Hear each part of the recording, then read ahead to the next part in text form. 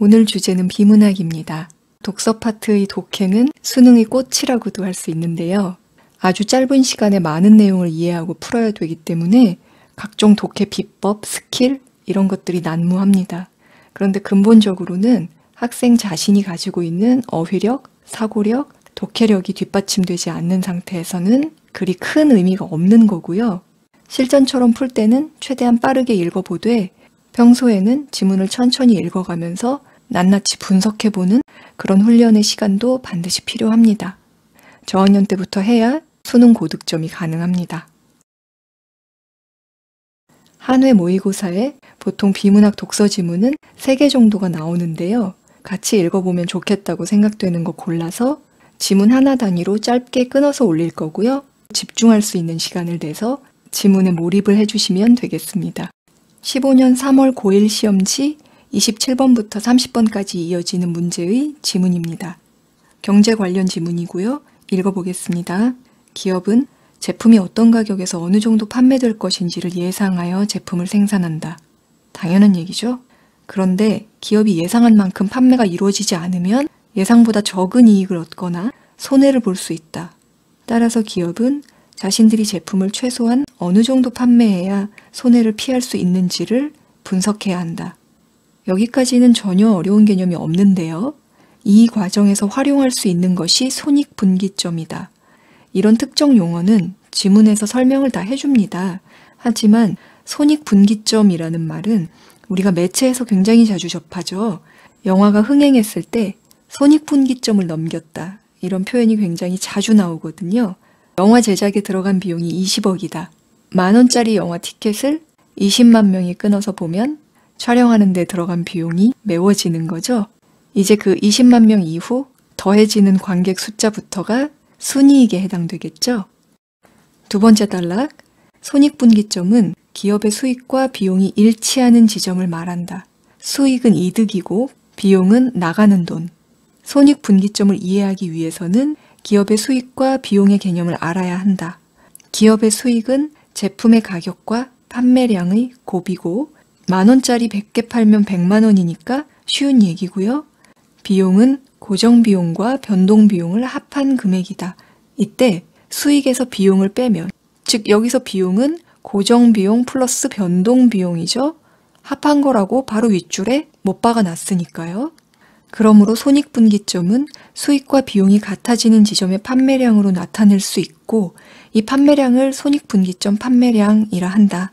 손익분기점 판매량은 아래와 같이 산출한다. 아래 식은 간단한 거고요.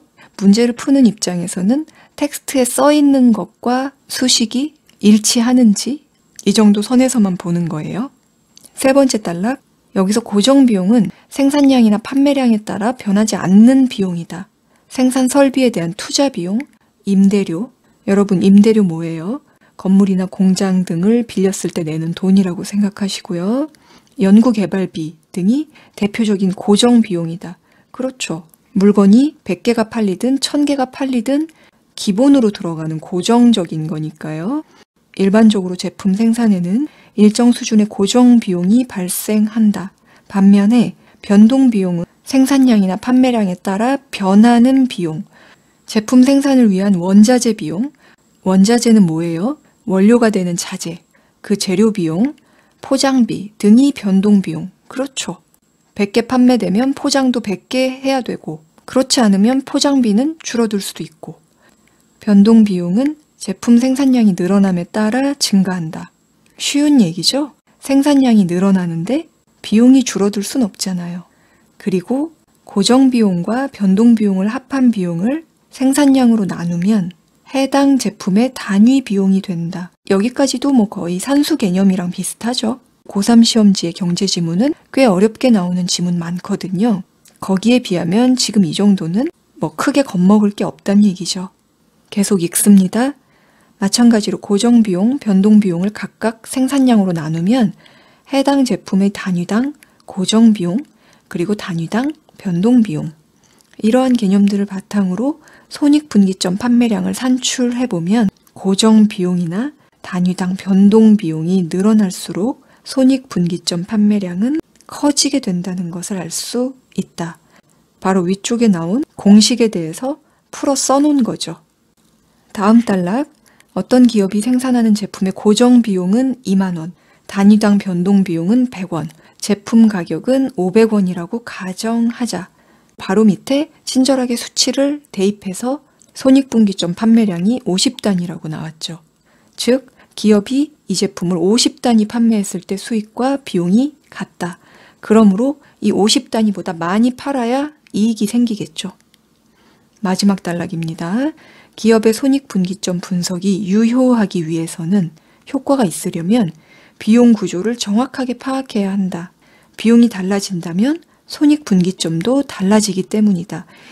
그래서 비용하면 머릿속에 고정비용 플러스 변동비용, 이게 딱 입력이 된 상태로 끝까지 읽어나가는 거죠. 또한 판매량을 정확하게 예측해야 한다. 예상과 달리 실제 판매량이 손익분기점 판매량보다 적다면 기업이 손해를 보기 때문이다. 기업은 손익분기점 분석을 통해서 제품의 판매 성과에 대한 평가, 적정한 생산 방법의 결정 등 각종 의사결정에 필요한 자료를 얻을 수 있다. 어때요, 여러분? 저와 같이 읽으면 좀 더 쉽게 읽히기도 할 거예요. 수동적으로 있으면서 그런가 보다, 그런가 보네. 이렇게 따라오길 원해서 읽는 것이 지금 아니고요. 자신이 혼자서 읽었을 때 이런 점이 온전히 다 이해가 됐었는지 저와 같이 다시 읽으면서 평이한 문장들이더라도 한 문장을 읽고 머릿속에 정리가 명확하게 된 상태에서 그 다음 문장 이렇게 연결고리를 갖고 읽었는지 이런 거를 한번 되짚어 보는 시간인 겁니다. 그래서 이건 자면서 듣거나 하면 안 돼요. 머리를 맑게 한 상태에서 봐야 하는 겁니다. 차곡차곡 쌓아가면 이렇게 읽는 게 정확하게 읽는 거구나 라고 점차 알게 되면서 조금씩 수준이 업그레이드가 될 거예요. 문제 27번은요. 일치, 불일치를 물었잖아요. 그러면은 본문에 다 답이 있다는 얘기죠. 잘못된 것으로 답이 2번인데 딱 티가 나요. 변동 비용은 제품 생산량이 늘어남에 따라 감소한다. 무슨 소리입니까? 증가한다 라고 해야죠. 제품 많이 팔리면 그만큼 포장지 같은 거 많이 들어간다고 했죠. 28번은 3점짜리인데 가로축 판매량, 세로축 금액, A는 수익, B는 비용을 나타내는 그래프. 선택지에 A, 즉 수익은 가격과 판매량을 곱한 금액이다. 이게 지금 그래프 읽는 산수 문제입니까? 아니면 경제 지식을 요하는 겁니까?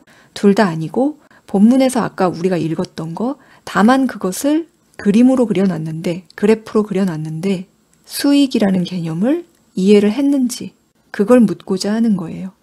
2번 선택지에 B, B는 비용이네요. 단위당 변동 비용을 합한 금액이다.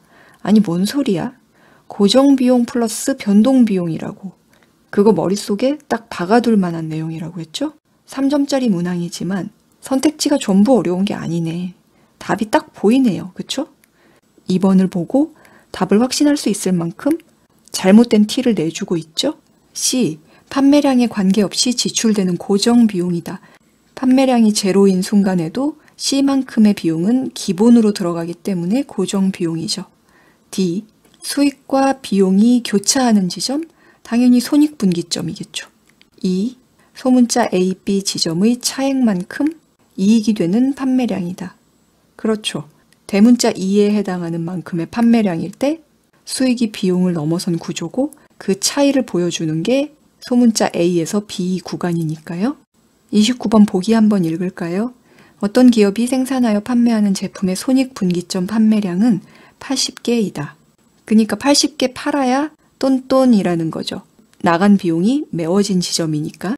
그런데 최근 판매량을 다시 예상했더니 이 제품은 70개만 판매될 거라는 결과가 나왔다. 가격과 고정 비용을 변화시킬 수 없는 상황에서 손익분기점 판매량을 낮춰야 한다. 그러면 아까 식에서 손익분기점 판매량을 낮추려면 근데 가격, 고정 비용은 건드리면 안 된다고 했으니까 가격에서 단위당 변동 비용을 뺀 그 분모 부분을 늘려야 된다는 걸 알 수 있죠? 단위당 변동 비용을 낮춰야 되네. 근데 아까 변동 비용은 원자재나 포장 비용이라고 했기 때문에 1번 선택지 포장비를 줄인다가 답이 되겠죠. 15년도 시험지에는 그렇게 까다로운 비문학 지문이 실려 있지는 않다고 생각해요. 그 중에서도 상대적으로 난이도가 있는 제재를 한번 뽑아서 읽은 것입니다.